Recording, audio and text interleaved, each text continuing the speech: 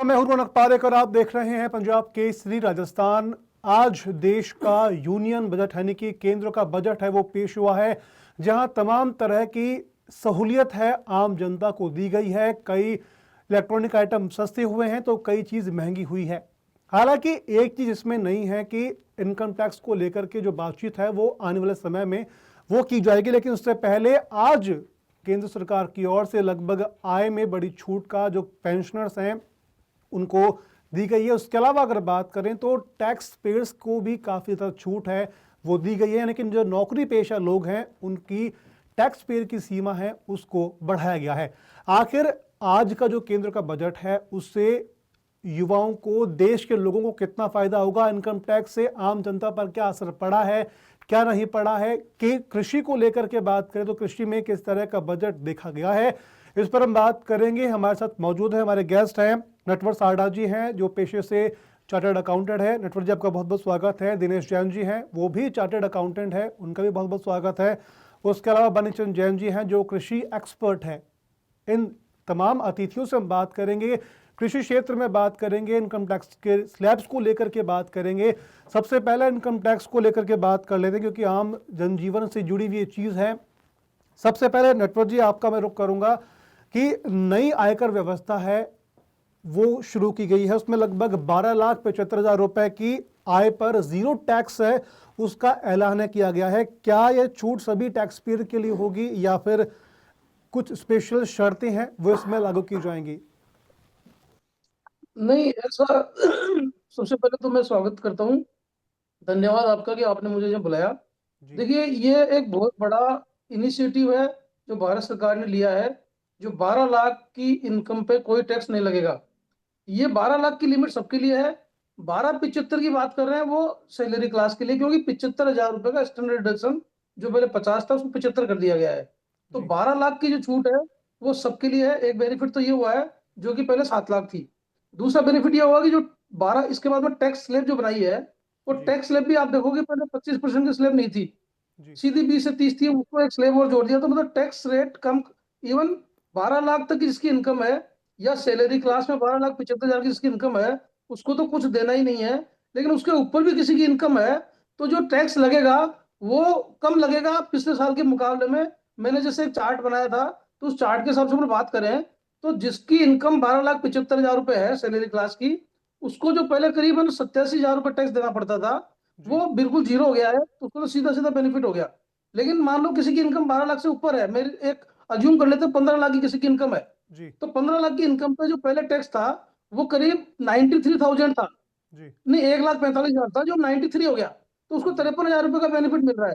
तो जी on an average 50,000 से लेकर के 1 लाख रुपए तक का बेनिफिट तो सबको मिल रहा है।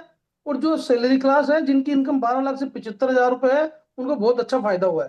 तो it is a very good initiative which has been taken by the government of India. ठीक और है। इसको स्वागत करते हैं इसका। जी जी दिनेश जी, लेकिन इसमें एक चीज़ अगर मैं आपसे जानना चाहूँगा कि न्यू टैक्स रिजीम में जो 7 टैक्स स्लैब है उसमें टैक्स स्लैब की अगर बात कर लें, 0 से 4 लाख तक का 0% टैक्स है, 4 से 8 लाख तक का 5% टैक्स है, 8 लाख से 12 लाख तक का 10% टैक्स है। इस तरह से अगर बात कर लें 24 लाख से अगर ज़्यादा किसी की चीज़ें हैं तो उसमें 30% का टैक्स है। तो ये चीज़ और जो 12 लाख तक का टैक्स नहीं देने की चीज़ों में डिफ्रेंसिएशन क्या है थोड़ा? नहीं सर, डेप्रिसिएशन नहीं है। बेसिकली सर क्या है, ये एक कैलकुलेशन का तरीका है। जी यदि आप 12 लाख रुपए तक की इनकम पे आते हैं सर, दो तरह के लोग हो गए, एक जो बिजनेस क्लास वाले और एक जी हो गए सैलरीड वाले। हम्म सैलरीड वालों को जो पहले 50,000 रुपए का डिडक्शन था वो बढ़ जी के कर दिया 75,000 रुपए का। हम्म तो जो बिजनेस क्लास वाले हैं यदि वो 12 लाख रुपए तक की इनकम के अंदर आते हैं, टोटल इनकम तक की इनकम के अंदर वो आते हैं, तो जी सर जो स्लेब है इसके अकॉर्डिंग जो टैक्स बनता है वो 87A के अंदर उसके आपको रिबेट मिल जाएगी और आपकी टैक्स लायबिलिटी जीरो हो जाएगी। जी लेकिन अगर आप 12 लाख 1 रुपए पे पहुंच गए तो जो जी स्लेब के अकॉर्डिंग टैक्स है वो आपको टैक्स पे करना पड़ेगा। सर मैं चाहूंगा गुड माई थोड़ा पॉइंट। कोई एग्जाम्पल ऐसा हो जो आम पब्लिक है उनको समझ में आ पाए कि किस तरह, क्योंकि क्या होगा कि जब कोई चीज पढ़ेगा देखेगा, एक तरफ तो ये कि 12 लाख रुपए तक का आपको जो नौकरी पेशा लोग उनको टैक्स नहीं देना है, लेकिन जब एक सर नौकरी टैक्स पैसा, रिजीम जो सर आएगी, नौकरी पैसा सेवन 12 स्लैब तक जो तक। आएगी उसके अंदर टैक्स का ऐसी चीजें वो स्पेसिफाई की गई हैं। मैं सर आपसे यही तो बता रहा हूं जी कि यदि आप 12 लाख रुपए बिजनेस क्लास के अंदर और 12,75,000 रुपए सैलरी क्लास के अंदर जी यदि आपकी इनकम आती है जी तो जो भी आपकी टैक्स लायबिलिटी बनती है वो जी पूरी टैक्स लायबिलिटी वाया रिबेट आपको छूट मिल जाएगी और आपको जो अल्टीमेटली गवर्नमेंट को कुछ पे नहीं करना है। लेकिन यदि आपकी टोटल इनकम 12 लाख से ऊपर पहुंचती है तो आपकी रिबेट जीरो हो जाएगी और जो नॉर्मल टैक्स स्लैब है उस टैक्स स्लैब के अंदर आपको पे करना पड़ेगा। तो कई बार ऐसा भी होता है कि सिर्फ आपकी इनकम हुई 12 लाख से 25,000 रुपए इनकम हो गई और आपका जो टैक्स बन जाएगा वो बन जाएगा उससे कहीं ज्यादा। तो यहां पर क्या होता है सर, थोड़ा एक इसको खेला मान ले अपन या इसको प्लानिंग मान ले, एक प्लानिंग करनी पड़ेगी आपको यहाँ पर कि आपकी इनकम जो वो ये हंस रहे हैं मेरे पास, मुझे पता है जो हंस रहे हैं इनका हंसने मतलब समझ रहा हूं मैं, पर्टिकुलरली जो बिजनेस क्लास है वहां तो फिर प्लानिंग हो जाएगी। लेकिन अगर वो सैलरीड है तो सैलरी के पास प्लानिंग की कोई गुंजाइश नहीं होती है। यदि उसकी इनकम 12,75,000 से ऊपर पहुंच गई तो वो नॉर्मल टैक्स स्लैब के अंदर आएगा और जो नॉर्मल टैक्स लायबिलिटी है वो उसको पे करनी पड़ेगी। नटवर जी कितने कैलकुलेशन आ रही है इसके ऊपर? जी जी मैं करीब किस थोड़ा पे 12 लाख जी पर ना? जी जी नटवर जी 12 बताएं। लाख तो आ रही 83,200 रुपए। तो अब सर यो समझिए, सर आप ये समझिए, इसको ये समझिए, यदि आपकी इनकम 12,25,000 रुपये हो गई तो जी सिर्फ 25,000 रुपए इनकम बढ़ने के ऊपर आपको टैक्स पे करना पड़ेगा 83,200 रुपए का। ये बिजनेस स्टैंडर्ड, ये बिजनेस वालों के लिए होगा। ये बिजनेस वालों के लिए हो गई सर। ठीक है। ऐसे और ही अगर अगर नॉर्मल आपके 12,75 से ऊपर हो गई तो उस जी 12,75 से ऊपर अगर 5,000 रुपये आपकी इनकम ऊपर हो गई तो आपका टैक्स लायबिलिटी 80,000 से ऊपर पहुंच जाएगी। सर मैं ये जानना चाह रहा था कि जैसे आपने जो बताया कि जो अगर 12 लाख से अगर 2 रुपए भी ऊपर आते हैं तो बिजनेस वालों को उसके लिए आपको टैक्स पे करना पड़ेगा, जो एक फिक्स क्राइटेरिया है। अगर नौकरी यस, पेशा है, जहां तक मैं जान पा रहा हूं, आपको समझ पा रहा हूं, नौकरी पेशा जो है अगर 12,75,000 रुपए कमाते हैं तो उनको टैक्स नहीं पे करना पड़ेगा। अगर वो टैक्स 75,000 से 2 रुपए भी अगर ऊपर होते हैं तो आपको टैक्स पे करना पड़ेगा। बिल्कुल सही है? Perfect perfect perfect perfect. ठीक है सर। सर अ, इसको नटवर बिल्कुल जी मेरा सरल आपसे एक सरल सवाल है भाषा में। कि बातचीत में ही कहा गया है कि आज अगर जो सभी टैक्स पेयर हैं वो 4 साल का जो ITR है वो एक साथ फाइल कर सकते हैं। इस प्रक्रिया का अगर क्या बेनिफिट है, वो क्या मिल पाएगा पब्लिक को, जो टैक्स पेयर जो करने वाले, इनकम टैक्स भरने वाले उनको, और इसका लाभ वो कैसे ले पाएंगे? सर मैं बोलूं क्या? जी जी जी सर ऐसा है, जो 4 साल की बात कर रहे हैं कि चार जी साल की रिटर्न एक साथ भर पाएंगे, ये प्रोविजन कोई नया नहीं है। जी रिटर्न आपको रिटर्न का टाइम नहीं बढ़ाया इन्होंने। जी एक्चुअली क्या है कि रिटर्न का टाइम तो जो खत्म हो चुका है, जैसे 31 मार्च 2024 की रिटर्न है, जी वो दिसंबर तक ही जानी थी, अब नहीं जा सकती वो। जी ऐसे ही हर साल ईयर एंड होने के बाद में आप जुलाई तो लास्ट डेट होती है, जी और लेट रिटर्न फाइल करनी है तो दिसंबर तक कर सकते हो। जी उस जी टाइम में कोई चेंज नहीं किया है। लेकिन एक अपडेटेड रिटर्न का एक सिस्टम पहले भी था। वो जी ये था कि आपको फिर भी कोई आपका टैक्स छूट गया हो, उसकी कुछ कंडीशंस है। उसमें जी क्या होता है कि आपको जो पुरानी इनकम है उसमें 25% ज्यादा इनकम देनी पड़ेगी, 25% ज्यादा टैक्स देना पड़ेगा। ऐसी कुछ कंडीशन के साथ एक अपडेटेड रिटर्न का सिस्टम पहले भी था। उसमें हाँ था कि 2 साल तक की रिटर्न आप पुरानी रह गई हो तो उसको भर सकते हो, जी और उसको 2 साल की जगह 4 साल कर दिया। तो आप इसका रिटर्न का टाइम नहीं बढ़ा है सर, रिटर्न का टाइम तो वही है जो पहले था। ओके लेकिन अपडेटेड रिटर्न की कुछ कंडीशन के हिसाब से यदि कोई किसी की छूट गई हो तो उसको ये सुविधा दी थी, पहले भी दे रखी थी, कि 2 साल तक वो अपनी रिटर्न को अपडेट करके भर सकता है। रिटर्न नहीं भरेगा, जैसे मान लो कि मेरे रिटर्न पे कोई टैक्स नहीं है, मेरे को रिफंड लेना है, तो जी मेरा टाइम जा चुका है तो जा चुका है, मैं नहीं भर सकता 4 साल तक। मेरा टाइम रो- दिसंबर तक ही था। जी लेकिन रोनक मेरे जी, को फिर भी कुछ टैक्स छूट गया हो तो उसमें मेरे को एक्स्ट्रा टैक्स दे करके मेरे को एक सुविधा दी गई थी। वो सुविधा 2 साल की जगह 4 साल कर दी गई है। अच्छा, सुविधाओं का रोनक अदरवाइज जी, नाम दिया टैक्स गया है, टैक्स आपको एक्स्ट्रा पे करना पड़ेगा इसके अंदर आपको। रोनक एग्जैक्टली जी, एग्जैक्टली रोनक जी, पच्चीस रोनक जी, परसेंट 25% टैक्स एक्स्ट्रा पे करना पड़ेगा। रोनक जी, जी जी जी Dinesh ji basically basically Natwar sir ये कह रहे हैं बेसिकली जी कि जो जो पहले कंसेप्ट हुआ करता था बिलेटेड रिटर्न, जी वो जी बंद करके इन्होंने कर दिया अपडेटेड रिटर्न। जी यदि आपकी रिटर्न उसी साल में जा रही है तो केवल 1,000 रुपए की पेनल्टी का प्रावधान है। ओके यदि आपकी रिटर्न 1 साल से ज्यादा पुरानी हो गई तो हम्म जो भी आपका टैक्स बनता है, यदि आपकी रिटर्न 3 से 5 लाख रुपए की रिटर्न के बीच की है तो 1,000 रुपए पेनल्टी है केवल। यदि आपकी रिटर्न 5 लाख से ऊपर की है, हम्म 1 साल से पुरानी है, हम्म तो जो टैक्स का आपको 25% एक्स्ट्रा पेनल्टी देनी पड़ेगी। दो ओके साल से ज्यादा पुरानी है तो 30%, 50% पेनल्टी है। 3 साल ज्यादा पुरानी है तो 60% पेनल्टी है। 4 साल ज्यादा पुरानी है तो पेनल्टी हो गई वो 70% की। ऐसे करके वो अपडेटेड रिटर्न का प्रावधान नया लेके आए हैं। हाँ बिल्कुल, मतलब ये इस तरह से कि अब जितना अगर आप लेट भरते हैं तो आपको पेनल्टी एक्स्ट्रा उसकी पे करनी पड़ेगी। चलिए एग्जैक्टली थोड़ा कृषि क्षेत्र में हम बढ़ते हैं आगे। बनीचंद जी है। बनीचंद जी, अगर बात करें, आपने बजट को देखा है तो बजट में कृषि क्षेत्र के लिहाज से आप इस बजट को किस तरीके से देखते हैं? देखिए साहब, हम पिछले 10 साल से ये डिमांड कर रहे हैं कि किसानों को यदि आप फायदा केंद्र सरकार देना चाहती है जी तो वाटर पंपिंग सेट पे जो अभी टैक्स 18% जीएसटी है, जी उसको जीएसटी को कम किया जाए, इसको 4% किया जाए या 5%। पहले 4% था वेट में, सॉरी, अब 5% का स्लैब है, इसको 5% कर दिया जाए। जी तो पिछले 10 साल से ये हम डिमांड कर रहे हैं, परंतु मुझे लगा नहीं इस बजट में कहीं ऐसा बोला हो कि वाटर पंपिंग सेट और उसके पार्ट्स पे हमने टैक्स 5% किया है। जहां तक देखो, और हमने वाइंडिंग वायर होता है जो वाटर जी पंपिंग सेट के अंदर वाइंडिंग के काम आता है, जी इसकी सबमर्सिबल केबल आती है, उसके जी लिए भी हमने ये लिखा था। आप एक तरफ तो कहते हो किसानों की आय दुगनी करनी है, जी दूसरी तरफ 300% टैक्स इम्पोज करते हो आप। जी जो 5% था वो अब 18% कर रहे हो, तो इससे इनकम ज्यादा होगी कैसे? इसका इनकम ज्यादा होने का कोई सवाल नहीं है। और दूसरी बात, एक छोटी सी बताना चाहता हूँ, जी वाइंडिंग वायर एक दिन में दिल्ली में 1000 टन बिकता है। जब जी इतनी बड़ी खपत है किसी चीज की और 900 रुपए किलो की ये चीज है, इस पे टैक्स लगता है 18%, मतलब 160 रुपए किलो तो किसान को सिर्फ टैक्स देना पड़ता है।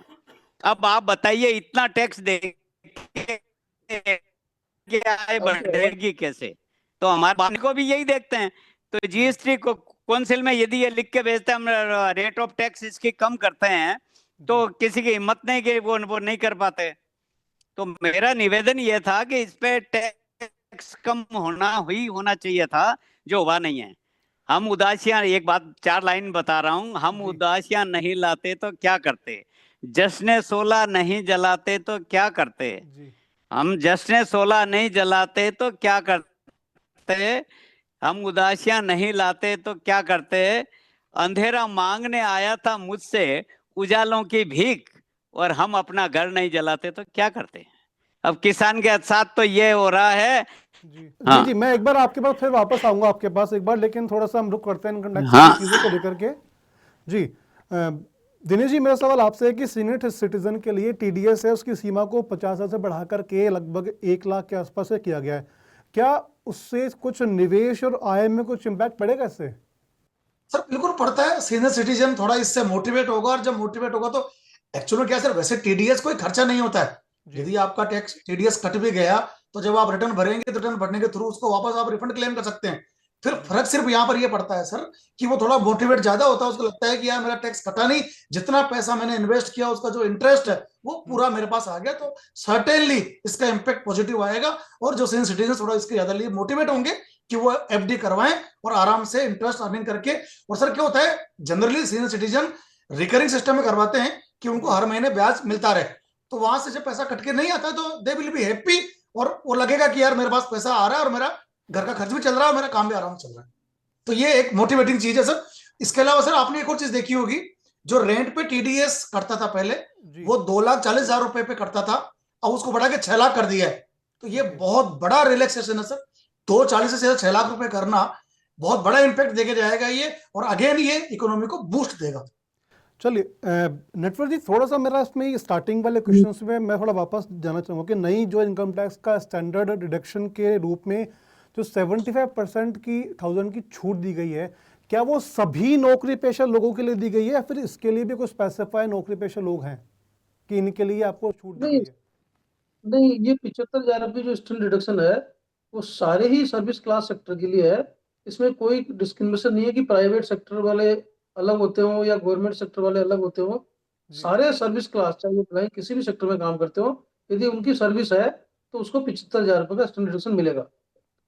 तो इसमें पेंशनर्स भी आ गए, जो जिनको गवर्नमेंट से पेंशन मिलती है वो भी इसमें कवर हो गए। वो भी एक तरह से उनको भी गवर्नमेंट ने as good as salary employ माना है उसको भी, वो चलिए भी ठीक कवर है। हो गए इसमें। जी जी दिनेश जी, मेरा आपसे सवाल ये है कि अगर किसी व्यक्ति की आय वेतन के अलावा अन्य सोर्स से भी है, यानी कि किसी की इनकम है वो सेकंड सोर्स से भी होती है, तो क्या नई जो इनकम टैक्स की व्यवस्था है उन्हें भी वो लाभ मिलेगा या फिर नहीं, तो उसके लिए क्या प्रावधान है वो चीज की गई है? सर मिलेगा ना सर, क्या हम बात कर रहे हैं टोटल इनकम की। यदि उसकी सैलरी की इनकम है तो वहां रिडक्शन अवेलेबल है 75,000 रुपए का। 75,000 रुपए काट के बची हुई salary plus other source income, यदि वो सब मिला के 12 लाख से क्रॉस होती है जी। तो वो टैक्सेबल पोजीशन में आ गया। यदि वो 12 लाख से क्रॉस नहीं होती है तो उसकी इनकम टैक्स जीरो हो गया उसका। सर हम यहां पर जो 12 लाख की बात कर रहे हैं वो टोटल इनकम है, चाहे वो किसी भी हेड से हो। सेकंड सोर्स से भी हाँ, है, चाहे वो बिजनेस हो, बिजनेस से हो, कैपिटल गेन से हो, अदर सोर्स से हो, हाउस प्रॉपर्टी से हो या सैलरी से हो, हम बात कर रहे हैं टोटल इनकम टीआई। ठीक है। नटवर जी, मैं आपसे जानना चाहता कि बजट के अंदर मिडिल क्लास के लिए ऐसे कौन कौन से बेनिफिट्स के लिए प्रावधान है वो किए गए हैं, आपने जो बजट देखा उसमें, जो उनकी वित्तीय योजना है उसको प्रभावित कर सकते हैं? बिल्कुल सर। देखो क्या है कि मैंने एक चीज नोट करी इस बजट में।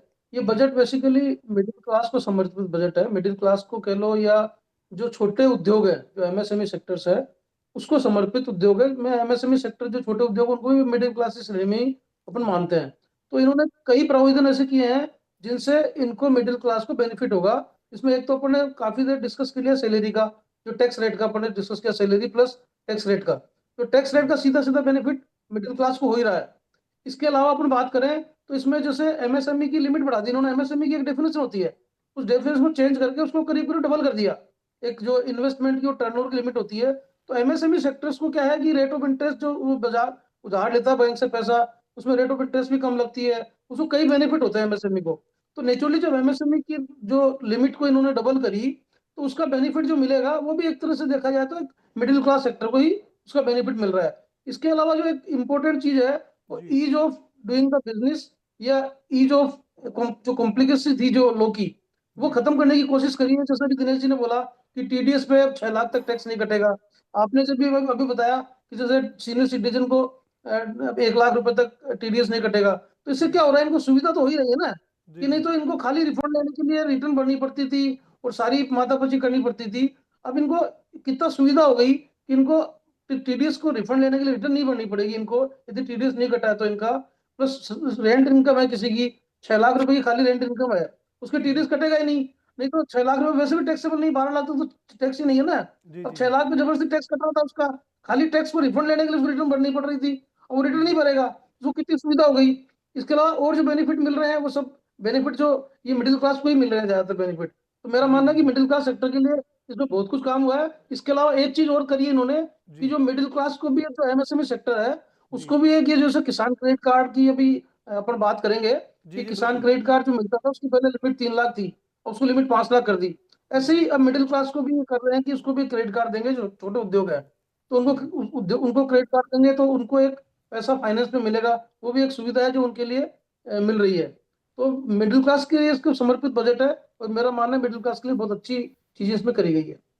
चलिए बनिंसन जी, मैं आपके पास आना चाहूँगा कि जिस तरह से आपने बताया कि चीज़ का किसानों को इस बजट की अगर बात करें तो किसान क्रेडिट कार्ड है, उसकी जो अवधि है, उसकी जो लिमिट है उसको बढ़ाया गया है। पीएम धन धान्य कृषि योजना है, उसकी शुरुआत है होगी, 100 जिलों को इसका फायदा होगा। इसको आप किस नज़रिए से देखते हैं? नहीं, इसका देखिए ग्रामीण क्षेत्रों में इतनी शिक्षित जनता है नहीं, जी परंतु ये बात जरूर है कि इसका फायदा जो शिक्षित जनता को मिलेगा ही मिलेगा। जी परंतु जो काम होना चाहिए था, हमने हमारी जो डिमांड थी वो नहीं हुआ। ये ऊंट के मुंह में जीरा कह सकते हैं इसको, मामूली सा फायदा मिलेगा। या किसान यही उम्मीद करते रहते हैं जब चुनाव आएगा, जब कर्जा माफ हो जाएगा वगैरह वगैरह।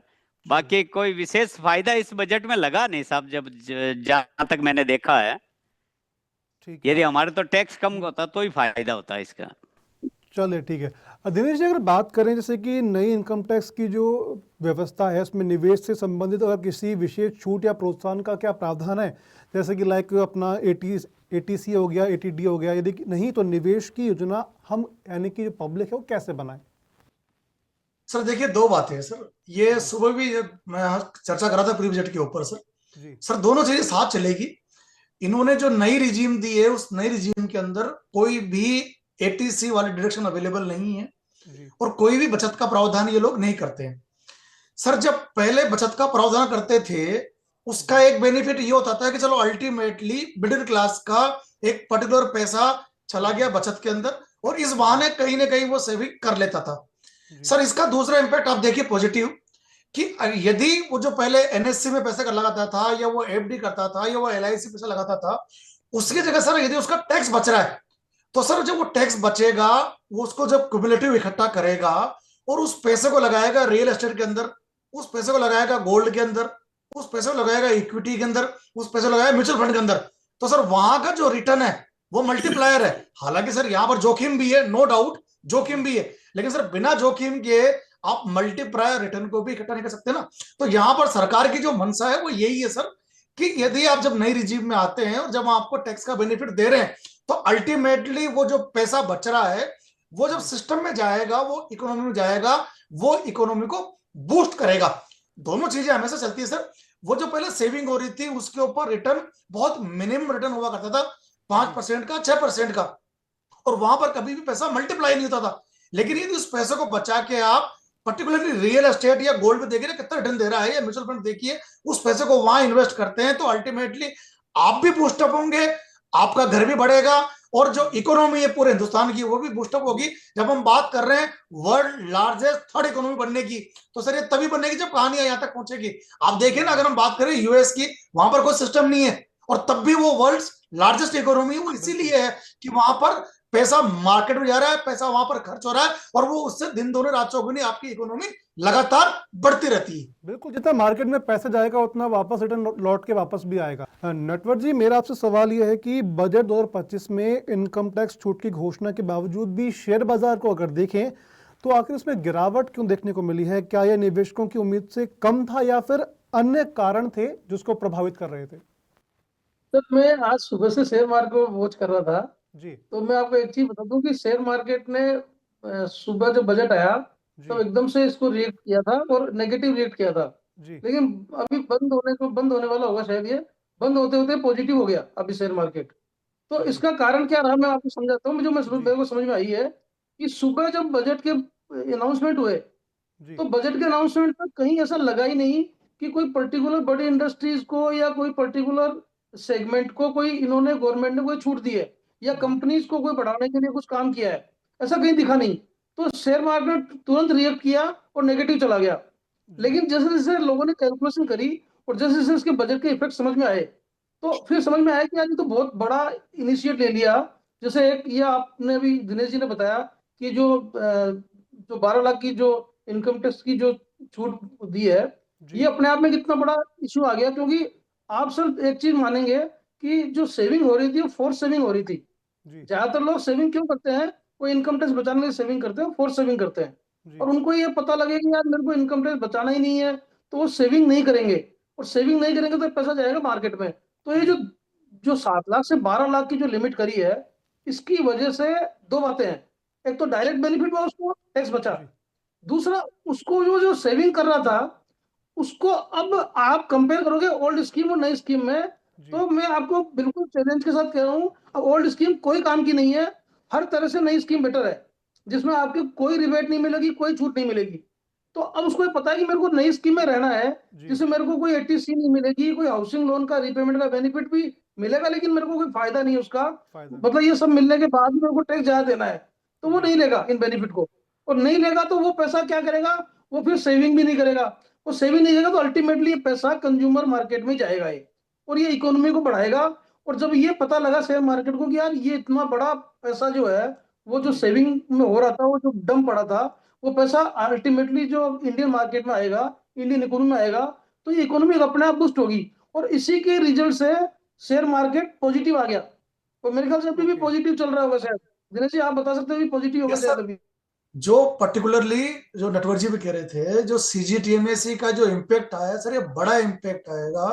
जी कि जहां पर पहले ये 2 करोड़ की लिमिट थी विदाउट कोलेटरल देने की, हम्म फिर ये 2 करोड़ से बढ़ के हो गई 5 करोड़, अब ये 5 करोड़ से हो गई 10 करोड़।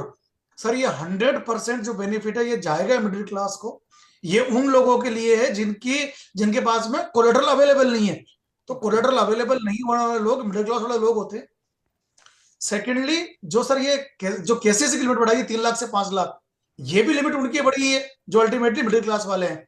तो इसका इम्पैक्ट, तो यदि ये पूरी तरह से जो गवर्नमेंट की मंशा है, तो सरकारी अफसर और बैंक वाले यदि दोनों की मंशा पूरी होती है और इसका साथ दे देते हैं, तो आप ये मान के चलिए कि एक साल में जाने कहां से कहां पहुंच जाएगी इकोनॉमी, प्रोवाइडेड अगर यहाँ कोई बैंकर सुन रहे हो तो मैं उनको बोलूंगा कि सरकार की जो मंशा है उसको आप भी फॉलो करो और उसके साथ चलो, तभी पार पड़ेगी। मैं ये भी नहीं कहूंगा कि आप हर एक को लोन बांट दो, लेकिन जहां पर क्लाइंट जिनाइन है, जहां उसकी मंशा जिनाइन है, वो हमको जरूर करना चाहिए, क्योंकि यहाँ पर बैंकर्स का प्रेशर रहता है, साहब कुछ तो प्रॉपर्टी लेके आओ आप। ये जो कुछ की डेफिनेशन है ये कभी खत्म होती ही नहीं है।